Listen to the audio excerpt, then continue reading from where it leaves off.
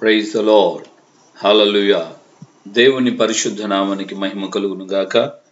క్రీస్తు యేసునందు నా ప్రియమైన దేవుని బిడ్డలందరికీ మన కర్మేల్ రివైవల్ మినిస్ట్రీస్ తరపున ఈ ఉదయకాలపు శుభములు తెలియజేస్తున్నాను. ప్రియులారా, మన ప్రభు రక్షకుడైన యేసయ్య మనల్ని ఈ విధంగా ప్రేమిస్తూ అనుదినం తన యొక్క కృపగల రెక్కలలో మనల్ని దాచి భద్రపరిచి ఆయన బలపరిచి నడిపిస్తున్నారు. అందుకే దేవునికి మహిమ కలుగును గాక. నేను దినం మనమందరము గుడ్ ఫ్రైడే ప్రార్థనను మనం చాలా చక్కగా దైవభక్తితో యేసుక్రీస్తు యొక్క త్యాగాన్ని మనం జరుపుకున్నాం, ఆయన జ్ఞాపకం చేసుకున్నాం. లేఖనాల ద్వారా ఆయా సందర్భాలలో ఆయా ప్రాంతాల్లో ఉన్న సేవకులు ప్రజలైన మనకు ఇచ్చినటువంటి అమూల్యమైన వాక్య సందేశాలు మనల్ని ఎంతగానో బలపరిచి నడిపించాయి. మరి ఈ రోజున దేవుని యొక్క కృప చేత దేవుడు మనకు అనుగ్రహించిన వాక్య భాగాన్ని లేఖనాల నుండి మనం చదువుకుందాం. దైవజనుడైనటువంటి కీర్తనాకారుడు దావీదు రాజు రాసినటువంటి కీర్తన 97వ కీర్తన 11వ వచనంలో ఈ మాట రాయబడింది. నీతిమంతుల కొరకు వెలుగును, యథార్థ హృదయుల కొరకు ఆనందమును విత్తబడి ఉన్నవి. ప్రియులారా, విత్తబడి ఉన్నవి అన్నటువంటి మాటను మనం చూస్తే ఇంగ్లీష్ బైబిల్లో ఇలాగ చెప్తుంది. అది ఒక విత్తనముగా, నీతిమంతుల కొరకు విత్తనముగా విత్తబడింది అని దేవుని యొక్క లేఖనం తేటగా చెప్తుంది. సో నీతిమంతుల కొరకు అదొక విత్తనంగా విత్తబడింది, వారి మార్గములను ప్రకాశింపచేయుటకు అని దేవుని యొక్క లేఖనంలో మనం చూస్తున్నాం. ఇంగ్లీష్ బైబిల్లో యాంప్లిఫైడ్ బైబిల్ అనే బైబిల్లో ఆ విధంగా వ్రాయబడింది. అలాగే యథార్థ హృదయులు అంటే దేవుని యందు ఎవరైతే ఆయనకి ఇష్టలుగా ఆయన సంరక్షణలో నడిపించబడుతున్నారో వారి కొరకు అణచివేయబడలేనటువంటి సంతోషాన్ని, ఆనందాన్ని ఆ యొక్క వాక్యం మనకు తేటగా చెప్తుంది, విత్తబడి ఉన్నాయి అని చెప్పి. ప్రియులారా, మనం గమనించాలి, నీవు దేవుని యొక్క సన్నిధిలో నీవు నీ కొరకు విత్తబడి ఉన్నటువంటి ఆ యొక్క వెలుగు నిమిత్తమై నువ్వు జ్ఞాపకం చేసుకుని. ఇంతకుముందు మనం చెప్పుకున్నాం కదా, విత్తనం వల్లే వెలుగు యొక్క ఆనందము విత్తబడి ఉన్నాయని కదా. సో విత్తనాన్ని మనం సాధారణమైన ఒక విత్తనాన్ని మనం తీసుకున్నప్పుడు అది భూమిలో పాతి పెట్టబడాలి. భూమిలో పాతి పెట్టబడినప్పుడు ఆ భూమి ఆ విత్తనాన్ని కప్పివేస్తుంది. సో విత్తనం ఎప్పుడైతే భూమిలో కప్పబడుతుందో ఆటోమేటిక్గా అక్కడ మనం గమనిస్తే అది ఒక విధమైనటువంటి చీకటిని ఏర్పడినట్లుగా మనం భావిస్తాం. సో ఆ విత్తనానికి చీకటిగా భూమి కప్పబడినప్పటికీ కొంతకాలానికి ఏ విధంగా విత్తనంలో నుండి ఉన్నటువంటి ఆ జీవము అది భూమిని చీల్చుకుంటూ పైకి వస్తుందో అలాగే మన జీవితంలో కూడా దేవుడు మన కొరకు విత్తినటువంటి ఆ యొక్క నీతిని, వెలుగును, సంతోషాన్ని ఖచ్చితంగా మనకు దేవుడు వాటిని బయటికి తీసుకొని వస్తాడు. కీర్తన గ్రంథంలోనే మరొక చోట రాయబడినటువంటి మాట ఏంటంటే, సాయంకాలమున ఏడుపు వచ్చి రాత్రంతా ఉండినను ఉదయమున సంతోషం కలుగునని 30వ కీర్తన 5వ వచనంలో మనం చూస్తున్నాం.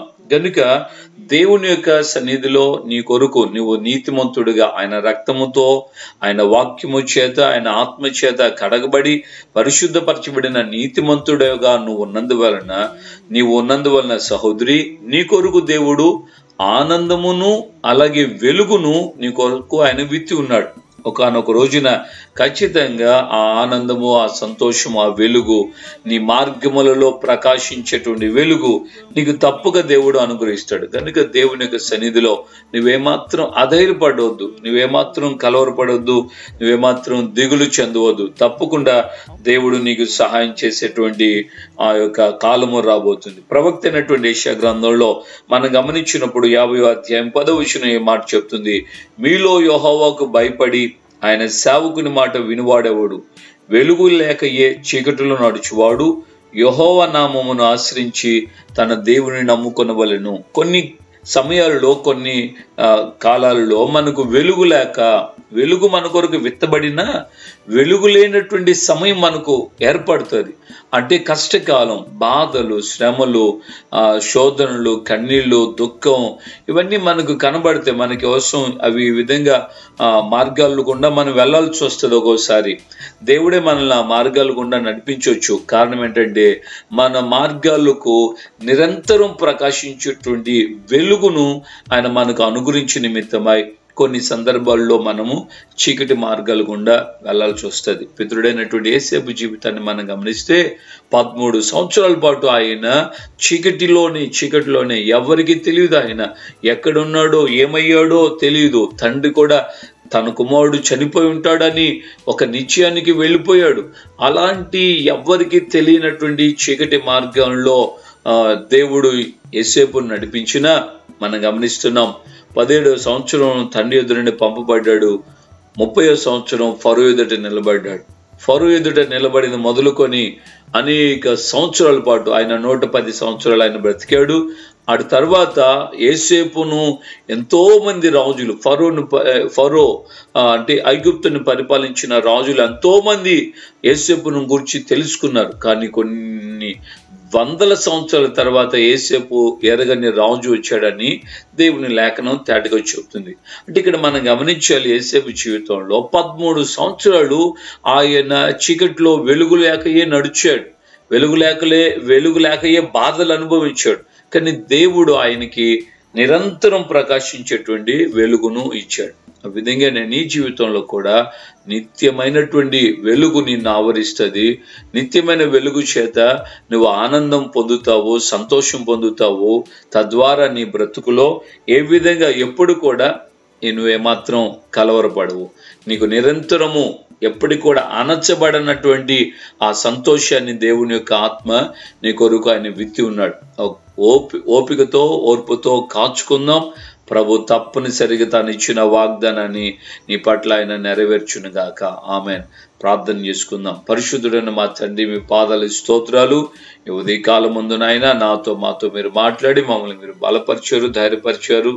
అందును బట్టి మీకు స్తోత్రాలు చెల్లిస్తున్నాను ప్రభా. మరి ఈ యొక్క చివరి శనివారం రోజున 30వ తేదీ తండ్రి మీ సన్నిధిలో ఈ విధంగా మీ వాక్య భాగాన్ని ధ్యానించుకునే కృపను, ధన్యతను మీరు మాకు అనుగ్రహించినందుకు స్తోత్రం చెల్లిస్తున్నాను. ఈ మాటలు విన్న నీ బిడ్డల జీవితాల్లో ఎవరైతే కృంగిపోయి ఉన్నారో, ఎవరైతే కన్నీళ్లతో ఉన్నారో, ఎవరైతే వేదన చెందుతున్నారో, ఎవరి జీవితంలో నేను ఇంకా చీకట్లోనే ఉన్నానని అల్లాడిపోతున్నారో, నిశ్చయముగా వారందరినీ మీరు దర్శించుదురుగాక. వారి హృదయములలో నాయన అయ్యా మీరు వారి కొరకు విత్తనమైనటువంటి వెలుగు, ఆనందం, సంతోషం వారి జీవితాలకి తగిన సమయంలో మీరు అనుగ్రహించిన ఆయన నీ బిడ్డలందరినీ మీరు బలపరచబోతున్నందుకై స్తోత్రం చెల్లిస్తున్నాను. మీ సేవకులను, వారి పరిచరులను, కుటుంబాలను కూడా విధంగా వారి కొరకు మీరు దాచి ఉంచిన, వారి కొరకు మీరు విత్తినటువంటి ఆ ఆశీర్వాదాలు నాయన నీ బిడ్డలకు అనుగ్రహించబడును గాక. వారి యొక్క నాయన సేవలో మీ వెలుగు ప్రకాశించును గాక. వారి మార్గములలో మీ వెలుగు ప్రకాశించును గాక. అద్భుతం చేయండి. ప్రతి విశ్వాసిని, అలాగే నాయన పరీక్షలు రాస్తున్న పిల్లల్ని మీరు జ్ఞాపకం చేసుకోమని ప్రార్థన చేస్తున్నాం. నిశ్చయముగా వారిని, వారి కుటుంబాలను మీరు ఆశీర్వదించి దీవించి మీ నామాన్ని గణపరచుకోమని యేసు నామమున ప్రార్థన చేసి పొంది ఉన్నాము తండ్రి. ఆమెన్. మన ప్రభు అయిన యేసుక్రీస్తు కృపయు, తండ్రి అయిన దేవుని ప్రేమ, పరిశుద్ధాత్మిక అన్యోన్య సహవాసం, సమాధానం ఇప్పుడు ఎల్లప్పుడూ ప్రభు యొక్క వాక్కు ప్రకారంగా విశ్వసించి ఆయన నా కొరకు ఈ యొక్క వెలుగును, ఆయన సంతోషాన్ని నా కొరకు ఆయన విత్తి ఉన్నాడని నమ్ముతున్న ప్రతి వారికి ఇప్పుడు ఎల్లప్పుడూ సకల పరిశుద్ధులకు కృపతోడే ఉండి నడిపించును గాక. Amen, amen, amen. హల్లెలూయా. దేవునికి మహిమ కలుగును గాక. ప్రభు పట్ల మీ అందరికి వందనాలు. రేపటి దినం ఉదయకాలం మనం అందరం తప్పకుండా లైవ్ లో కలుద్దాం. అంటే మీరు ఎక్కడ ఏ చర్చికి వెళ్ళకుండా లైవ్ లో ఉండండి అని కాదు నా ఉద్దేశం. తప్పకుండా మీరు మీ యొక్క ప్రాంతాల్లో మీ సేవకుల యొక్క మందిరాల్లోకి వెళ్ళి దేవుని యొక్క వాక్యాన్ని సేవకులను ముఖదర్శనంలో నుండి వినండి. మీ ప్రార్థనలు అయిపోతే ప్రార్థనలు ముగించబడిన తర్వాత లైవ్ కార్యక్రమంలోకి రావడానికి వీలైతే లైవ్ లో కలుసుకుందాం. ప్రభు మీకు, మీ కుటుంబాలకి తోడై ఉండి మీ కొరకు విత్తబడినటువంటి వెలుగు, ఆనందం తగిన సమయంలో మీకు అనుగురించి నడిపించును గాక. ఆమెన్.